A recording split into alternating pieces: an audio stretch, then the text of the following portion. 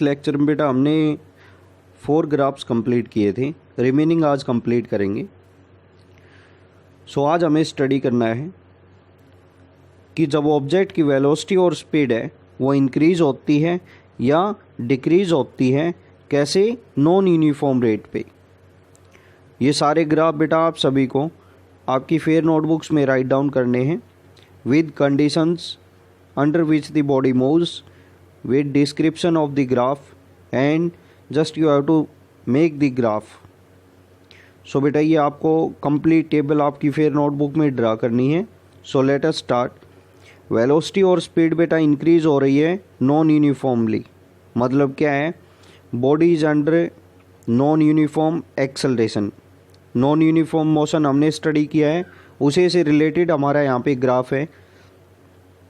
Graph कैसा होगा बेटा? यहाँ पे जब नॉन यूनिफॉर्म रेट पे क्या होती है, स्पीड और वेलोसिटी इंक्रीज होती है, तो जैसे ही हम एक्स एक्सिस पे टाइम हमने ले लिया यहाँ पे और वाई एक्सिस पे ऑब्जेक्ट की स्पीड और वेलोसिटी है वो कोऑर्डिनेट्स ले लिए, तो ग्राफ हमारे पास क्या आता है? एक कर्व लाइन आएगा which is moving upwards. Just हमारे पास स्पीड टाइम ग्राफ या वेलोसिटी टाइम ग्राफ है, इसका नेचर कैसा आएगा? It will be A curve moving upwards. और इसका यदि हम स्लोप फाइंड आउट करते हैं कर्व का, तो स्लोप जो होगा बेटा ये क्या होगा हमारे पास? यहाँ पे इसकी वैल्यू पॉजिटिव होगी और it will increase with time. जैसे कि स्पीड और वेलोसिटी इंक्रीज होने लग रही है विद रिस्पेक्ट टू टाइम, तो स्लोप है वो पॉजिटिव होगा। टाइम के रेस्पेक्ट स्लोप है वो भी क्या होगा? यहाँ पे पॉजिटिव होगा। आपको पता है बेटा वेलोसिटी और टाइम का यहाँ पे ग्राफ गिवन है, तो एट ईच पॉइंट हमें क्या मिलेगी? किसी भी पॉइंट पे हम यहाँ पे फाइंड आउट करेंगे तो कोई भी पॉइंट हमें यहाँ पे क्या देगा? At any point we will get the value which is equal to acceleration of the body. हमें यहाँ पे किसी भी पॉइंट पे ऑब्जेक्ट है उसकी एक्सेलरेशन मिलेगी। जब यहाँ पे स्पीड और वेलोसिटी नॉन यूनिफॉर्म रेट पे इंक्रीज होने लग रहे हैं, तो हम कह सकते हैं कि यहाँ पे जो ऑब्जेक्ट है उसकी एक्सेलरेशन भी नॉन यूनिफॉर्म रहेगी। तो यहाँ पे हमने इस ग्राफ से स्टडी किया कि वेलोसिटी टाइम ग्राफ है या स्पीड टाइम ग्राफ है, यदि ऑब्जेक्ट है मूविंग है at a non uniform rate या उस ऑब्जेक्ट की वेलोसिटी नॉन यूनिफॉर्म रेट पे इंक्रीज होती है, तो उस केस में हमारा ग्राफ कैसा होगा? एक कर्व लाइन होगा विच इज़ मूविंग अपवर्ड्स, जो बताने लग रहा है कि टाइम के रेस्पेक्ट ऑब्जेक्ट की वेलोसिटी इंक्रीज होने लग रही है। स्लोप पॉजिटिव होगा और स्लोप भी इंक्रीज होगा with respect to time. Time के रेस्पेक्ट क्या होगा? वो इंक्रीज होगा। ऑब्जेक्ट की जो एक्सेलरेशन है वो भी नॉन यूनिफॉर्म रेट पे क्या होगी? इंक्रीज होगी, क्योंकि change in velocity upon time find out करते हैं तो हमें एक्सेलरेशन मिलता है। तो यहाँ पे वेलोसिटी नॉन यूनिफॉर्म रेट पे इंक्रीज होने लग रही है, तो एक्सेलरेशन है it should be under non uniform rate. जो बॉडी है उसकी एक्सेलरेशन भी कैसे रहेगी? It will be under non uniform acceleration. Next one है बेटा, इसी का अपोजिट केस है। यहाँ पे क्या हो रहा था? वेलोसिटी और स्पीड है वो क्या होने लग रही थी? वेलोसिटी और स्पीड ऑब्जेक्ट की इंक्रीज होने लग रही थी non uniformly. Next one case में वेलोसिटी और स्पीड है वो डिक्रीज होने लग रही है नॉन यूनिफॉर्मली। तो जब नॉन यूनिफॉर्मली वेलोसिटी डिक्रीज होने लग रही है मींस नेगेटिव एक्सेलरेशन आएगी, और नेगेटिव एक्सेलरेशन वहाँ पे जो मोशन होगा वो कैसा होगा? नॉन यूनिफॉर्म मोशन होगा या नॉन यूनिफॉर्म रिटार्डेशन हम कहेंगे, क्योंकि वेलोसिटी वो डिक्रीज होने लग रही है।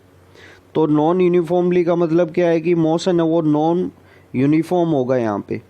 तो बेटा नेचर कैसा होगा? जस्ट हमारे पास प्रीवियस ग्राफ था उससे अपोजिट नेचर होगा। यहाँ पे जो कर्व लाइन है उसको बिल्कुल अपोजिट यहाँ पे कर देंगे। कैसे ग्राफ आएगा? यहाँ पे जो कर्व लाइन थी वो कैसी थी? It will moving upwards. तो यहाँ पे नेक्स्ट वन केस में जो हमारे पास स्पीड टाइम ग्राफ या वेलोसिटी टाइम ग्राफ आएगा, it should be A curve which is moving downwards. Slope बेटा यहाँ पे नेगेटिव आएगा। स्लोप कैसा आएगा? यहाँ पे नेगेटिव आएगा which will increase with time. Negative slope आएगा जो इंक्रीज होगा विद रिस्पेक्ट टू टाइम के। Negative slope of A speed time curves gives you the retardation जो नेगेटिव स्लोप है इससे हमें किस चीज़ की वैल्यू मिलेगी, नेगेटिव एक्सेलरेशन हो उसकी वैल्यू मिल जाएगी। जैसे कि बेटा यहाँ पे हम देख रहे हैं कि जो एक्सेलरेशन की वैल्यू आएगी वो क्या होने लग रही है, रिटार्ड होने लग रही है। एक्सेलरेशन की वैल्यू हमारे पास यहाँ पे नेगेटिव आएगी, तो नेगेटिव वैल्यूज आएगी, उसका मतलब क्या है, body is under non uniform retardation. क्योंकि बेटा यहाँ पे मोशन भी नॉन यूनिफॉर्म है, पहले ही बताया गया है यहाँ पे इस केस में कि वेलोसिटी और स्पीड नॉन यूनिफॉर्म रेट पे डिक्रीज होने लग रहे हैं। तो इस केस में हमारा ग्राफ है वो एक कर्व लाइन आएगा which is moving downward direction, slope negative होगा और body is under non uniform retardation. क्योंकि यहाँ पे बेटा क्या आएगा, पॉजिटिव एक्सेलरेशन आ रहा है, तो हम कहेंगे under non uniform acceleration.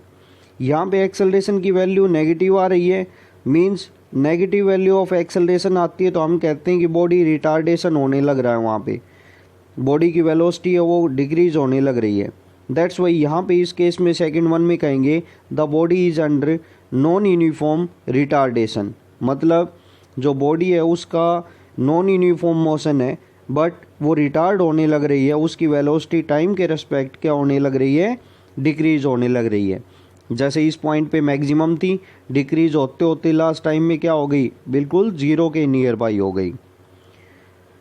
Next one हमारे पास केस है व्हेन द स्पीड और वेलोसिटी इंक्रीज और डिक्रीज अल्टरनेटिवली। मतलब कि ऑब्जेक्ट की जो स्पीड और वेलोसिटी है कभी इंक्रीज होती कभी डिक्रीज होती है, उस केस में ग्राफ कैसा आएगा। तो उस केस में जो हमारे पास स्पीड टाइम ग्राफ या वेलोसिटी टाइम ग्राफ आएगा वो कैसा आएगा, एक जिग जैग कर्व लाइन आएगा यहाँ पे, ठीक है। कर्व लाइन तो होगा which is moving upwards, but कैसा होगा वहाँ पे, जिग जैग पाथ होगा यहाँ पे, ठीक है।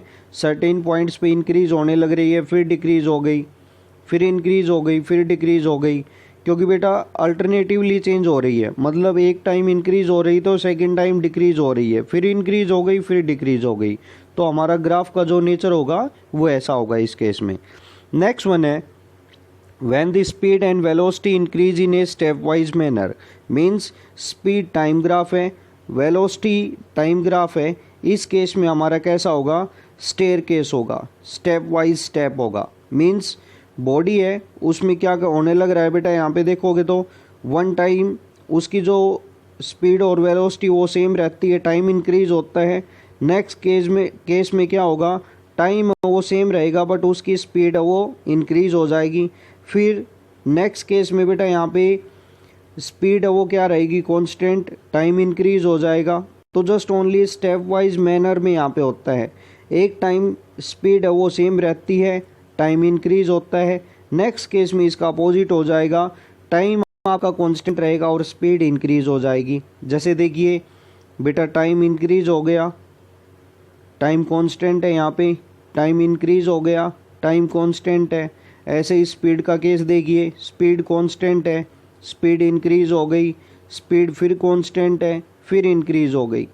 तो जब स्पीड हमारे पास कांस्टेंट होती है तो टाइम इंक्रीज होता है, जब हमारे पास टाइम कांस्टेंट होता है तो ऑब्जेक्ट की स्पीड वो इंक्रीज हो जाती है।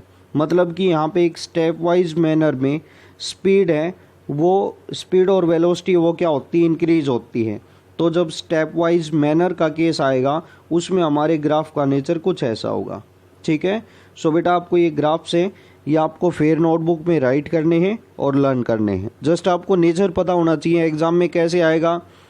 एग्जाम में आते हैं तो बेटा इससे रिलेटेड क्वेश्चन आते हैं, just only you have to draw the graph when speed और velocity of an object will change with respect to time at a uniform rate। यदि जैसे कि यूनिफॉर्म रेट पे इंक्रीज होने लग रही है तो ग्राफ ऐसा आएगा हमारा, नॉन यूनिफॉर्म रेट पे यदि वो डिक्रीज होने लग रही है तो ग्राफ ऐसा आएगा।